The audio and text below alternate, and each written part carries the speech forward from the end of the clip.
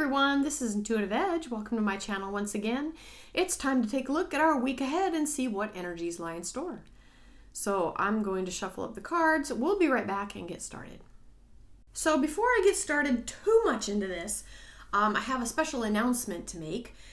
Next Sunday, I will be doing another live stream, and I'm looking forward to this. It's going to be a little bit different. I'm going to bring in some of my mediumship skills to the next live stream, so be looking for that. I was going to do it at 5 o'clock Pacific time, and then my husband reminded me that that's the same time as the Super Bowl. So I don't know if there's any football fans that watch this that may be wanting to watch the game instead. So I will go ahead and move the time up a little bit, probably around 1 o'clock Pacific time, which would be, 4 o'clock Eastern. Probably be earlier in the day, and I will give a couple hours notice, at least 1 hour notice. I'll do the little countdown thing on the live stream so that you know exactly when to show up for the live stream. Anyway, that's my plans for next week, and I've got some exciting things that I think Spirit's wanting to do. I feel guided to do this. And to perhaps bring in some messages from the other side for anybody who might be in the chat, and for those who may be watching the live stream later on down the road. I did write an article. It's my latest publication in my blog at intuitiveedgetarot.blog.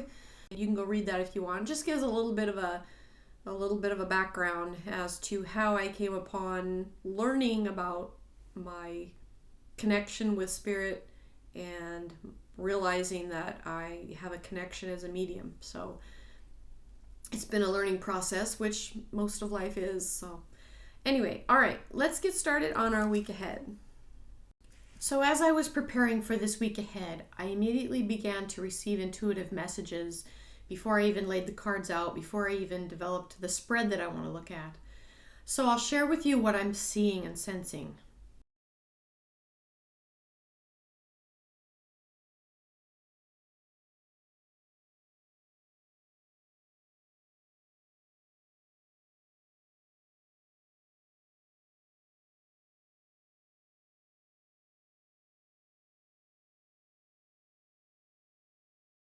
I get the sense of some type of industrial accident happening.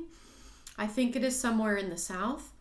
What I'm sensing is there's something wrong with the land itself. There's a lot wrong with the land itself, and I'll explain that in a moment.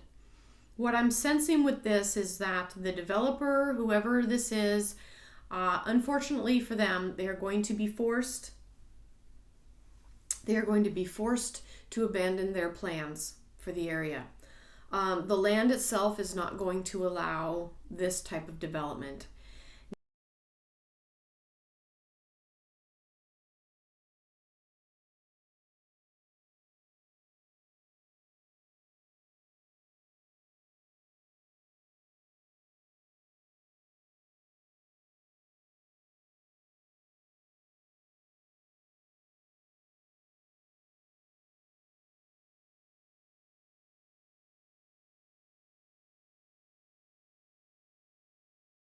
Now, things that we need to understand. Residual energy is very real. People have talked about that. You may have heard of something called like a residual haunting. Those are very real. It is when an imprint from a past catastrophe or murder or bad energy gets stuck in a area, and it gets actually permeated in a home or in the land itself. And those energies over time take on a life of their own sometimes, but they get stuck. And until those energies are dealt with, and usually it comes from atonement of some kind, which is basically coming and understanding what took place there, forgiving, healing, any type of positive energy that can come into that area, bring light, bring cleansing, whether it's smudging or whatever else, needs to come into areas that have negative residual energy built up. Now, in particular with this particular catastrophe, whatever this industrial accident is, It is simply the land is not going to allow it, okay? There are energies in this area that are unsettled, and this area is in, I don't like to use the word cursed, but it's kind of like that. Until the underlying area is cleansed of that negative energy, these types of things will continue to happen. Or maybe there was a battle fought on that land, and maybe many soldiers fell and died. Maybe warriors, Native American warriors or whatever. Maybe it was a battlefield. Maybe there was an ancient gravesite that was where people were buried there, and subsequent years it got developed. And those, it's very important when you're dealing with burial grounds. And I'm wondering if this might be close to a burial ground or a battleground where people died in a very difficult death. Okay, I'm just sensing that is the underlying cause for this industrial accident. And I do think that it's not there are no real accidents. Even accidents are caused, okay? There is a reason under heaven for everything. There's a reason for accidents. When you go to build and develop a land, you need to make peace with the land first. Now, I know that sounds very foreign. We think, oh, all we have to do is go down to the local city planner and apply for a permit. Maybe we find a plot of land for sale, we buy it, we go ask permission to build on it. Well, that might be well and good most of the time. But if your land is carrying residual negative energy, doesn't matter what type of building you put on that land, it's going to carry that residual energy until that energy is dealt with. And we need to understand that. We have to learn to listen to the land around us, the land that we walk on, that we grow our food on, that we basically live on. That land is part of us. We walk around in rubberized soles where we're not connected with the land anymore. We don't see that land as part of our existence that nurtures and is there for us. Sorry to go on that long rant there, but this is where we're heading as human beings, where we're going to start to become one with our environment, one with the land, understand and respect the land again, and not just put up buildings because we can, but really energetically feel if what we're doing is in agreement with the land itself, if the land gives permission, okay? Doesn't matter what the city planner gives permission. Does the land give permission? And I think we're coming to a place where humans are going to be able to sense those things more readily. We're not going to be so separate from the land that gives us life and sustenance and gives us ground to live on, okay?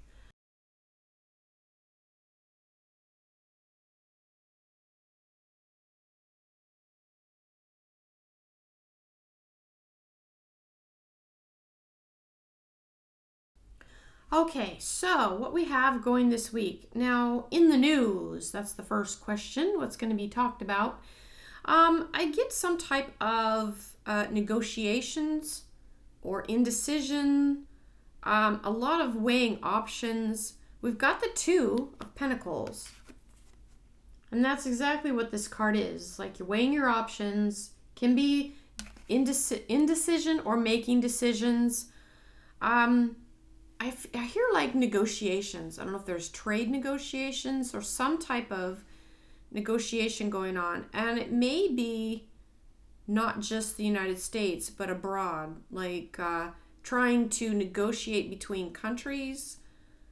We have 3 queens coming out. And this is interesting because these queens' energy oftentimes can compete. So let's see where these queens are headed. On the first queen, we have the Queen of Swords, and this is on politics, which is, I broke this down as the White House. So Joe Biden, Kamala Harris. Now we've got this Queen of Swords. Now she's facing right into the other 2 queens who are facing away from her. This is quite interesting to me.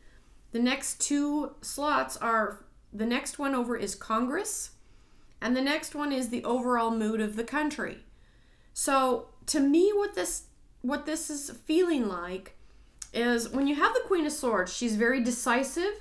She's very, very in your face. She's very abrupt and very, she just takes things, she can see through. She calls other people's bluff. She's pretty cunning. And this energy is facing right into Congress that is facing away from her. So I'm thinking that the energy of the White House is going to be very forceful, very demanding, perhaps, very domineering, okay? It could come across that way. And perhaps there's a little bit of pushback in terms of what's going on in Congress. Perhaps Congress isn't all on board with maybe some of the things the White House is doing. Maybe there's pushback. Maybe there's, some ambiguity in terms of allegiances within Congress regarding the White House and what's coming out of the White House. But this force, and I'm feeling like this kind of overbearing force. It's like we're forcing you to go along with us. It doesn't feel reciprocal. It doesn't feel like we want to work with you, work with us. And I'm getting like, I don't even know if it's pushback from the Congress side. It almost feels like we're not listening to you, kind of. It's like we're going to do our thing right now. We're not going to take orders. I don't know. It just feels like there's competing energies. Okay. But definitely the White House is being more forceful. Okay.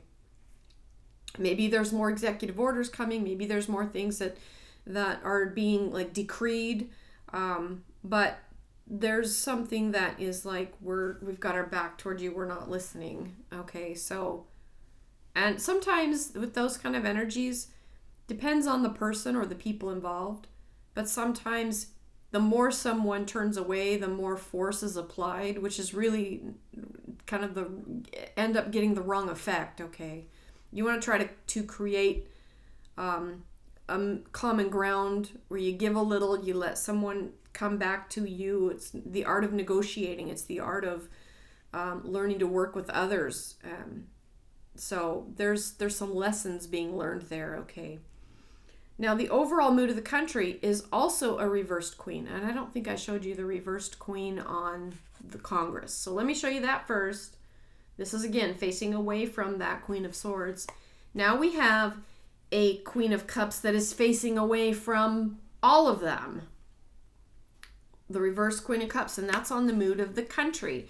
So there's some force coming out of the White House that has both Congress and the American people, by and large, or a large part of the population that is not willing to come back and work with the energies available. It's my cat. Come here. Come here. If you're gonna come here, you have to say hi to everybody. All right. So that's what we have. The mood of the country. This Queen of Cups.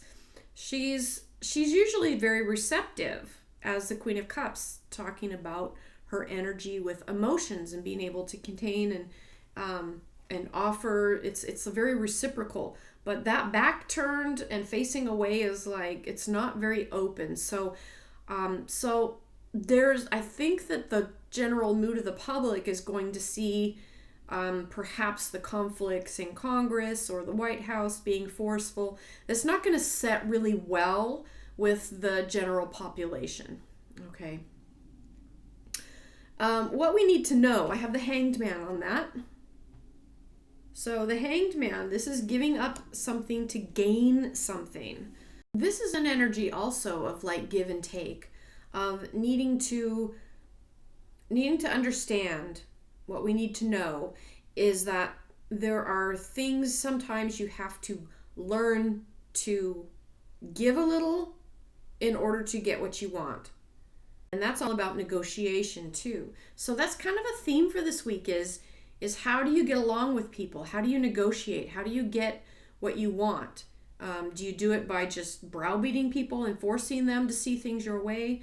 Or do you create space where someone can come around and see things your way? I think that's kind of the lesson with this Hanged Man. That's what we need to know. We need to know that that there are energies at play that people may be having difficulty understanding those subtle arts of getting along with others and negotiating. Now, the lesson for the week, we've got the reversed Nine of Wands. Now, this Nine of Wands, to me, it's like, I always see it as a card of like waiting for something or having to be patient.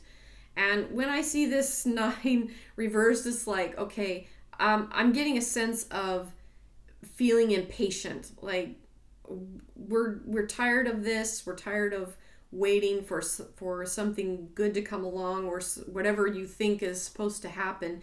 There's a lot of anxious energy, and that is the lesson, is learning to flow with the changes that are happening and to not become impatient because things aren't happening the way you think they should, or that things aren't coming about the way you want them to. Patience is a virtue, and that's what we'll be learning this week. Okay. Now, the overall outcome for this week, we have the 5 of Cups upside down.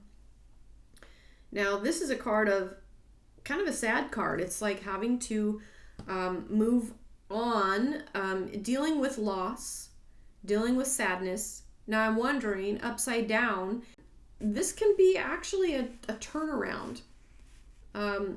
That kind of sad energy ending with it being upside down. I'm wondering if it's telling us that there actually is some good that is coming around the corner from what has seemed like a bad situation. There's some responsibility involved that comes with tying up that bad energy. And maybe this circles back to what I was talking about with that accident. It's like we have to learn to, here, I'll just show you.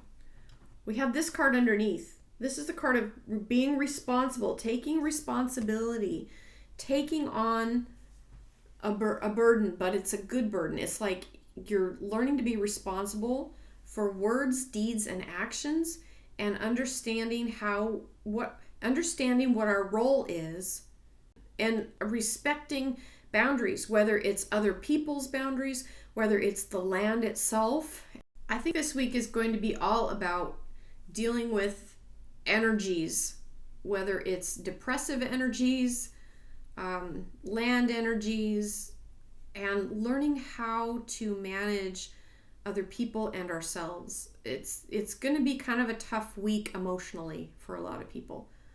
And we're just going to have to tough this out. Have patience. That's the biggest lesson this week, is to be patient.